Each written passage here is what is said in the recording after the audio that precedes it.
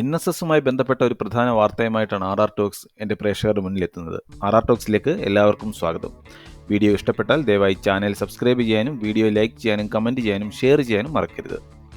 NSS ആസ്ഥാനമായ പെരുന്നയിൽ പുതിയ നീക്കങ്ങൾക്ക് സാധ്യതയുള്ള വാർത്തയാണ് എറണാകുളത്ത് നിന്നും വരുന്നത്. എറണാകുളം അഡീഷണൽ സെഷൻസ് കോടതി NSS general secretary G Sukumaran നായർക്കെതിരെ ജാമ്യമില്ലാ വാറണ്ട് പുറപ്പെടുവിച്ചു എന്നതാണ് ഇന്ന് സായാഹ്നത്തിലെ ഏറ്റവും പ്രധാനപ്പെട്ട ഒരു വാർത്ത. NSS general secretary G Sukumaran നായർക്കെതിരെ ജാമ്യമില്ലാ വാറണ്ട് പുറപ്പെടുവിച്ച എറണാകുളം അഡീഷണൽ സെഷൻസ് കോടതിയാണ് ഉത്തരവായത്. കമ്പനി നിയമത്തിന് വിരുദ്ധമാണ് NSS ഡയറക്ടർ ബോർഡിന്റെ പ്രവർത്തനമെന്നാണ് ഹർജിയിലെ പ്രധാനപ്പെട്ട ആരോപണം. NSS ഭാരവാഹികളും ഡയറക്ടർമാരും നിയമം ലംഘിച്ച് കമ്പനി ഭരണത്തിൽ അനർഹമായി തുടരുന്നുവെന്നാണ് ഹർജിയിൽ ആരോപിച്ചിട്ടുള്ളത്. ഈ ഹർജി നൽകിയത് വൈക്കം താലൂക്ക് NSS യൂണിയൻ മുൻ പ്രസിഡന്റായിരുന്ന ഡയറക്ടർ ബോർഡ് അംഗവുമായ ഡോക്ടർ വിനോദ് കുമാറാണ്.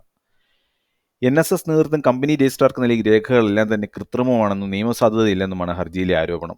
കേസുമായി ബന്ധപ്പെട്ട് ഹാജരാകണമെന്ന് ആവശ്യപ്പെട്ട ജി സുകുമാരൻ നായർക്ക് നേരത്തെ പലതവണ നോട്ടീസ് നൽകിയിരുന്നെങ്കിലും ഹാജരാവാതെ അവഗണിച്ചതിനാലാണ് ഈ ജാമ്യമില്ലാ വാറണ്ട് വന്നിരിക്കുന്നത്. ഇത്തരമൊരു കർശനമായ നടപടി കോടതിയുടെ ഭാഗത്തു നിന്ന് ഉണ്ടായ സ്ഥിതിക്ക് NSS തലപ്പത്ത് പുതിയ അഴിച്ചുപണികൾക്ക് സാധ്യതയുണ്ടോ എന്ന് പോലും കരുതുന്നു.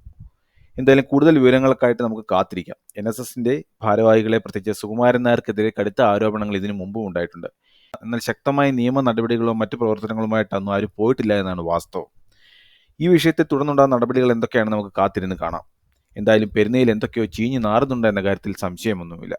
കൂടുതൽ വിവരങ്ങൾ അറിയുന്ന മുറയ്ക്ക് RR ടോക്സ് തന്റെ പ്രേക്ഷകരുമായി പങ്കുവെക്കുന്നതായിരിക്കും. വീഡിയോ ഇഷ്ടപ്പെട്ടാൽ ദയവായി ചാനൽ സബ്സ്ക്രൈബ് ചെയ്യാനും വീഡിയോ ലൈക്ക് ചെയ്യാനും കമൻറ്റ് ചെയ്യാനും ഷെയർ ചെയ്യാനും മറക്കരുത്. അടുത്ത വീഡിയോയുമായി വരുന്നതുവരെ നന്ദി, നമസ്കാരം.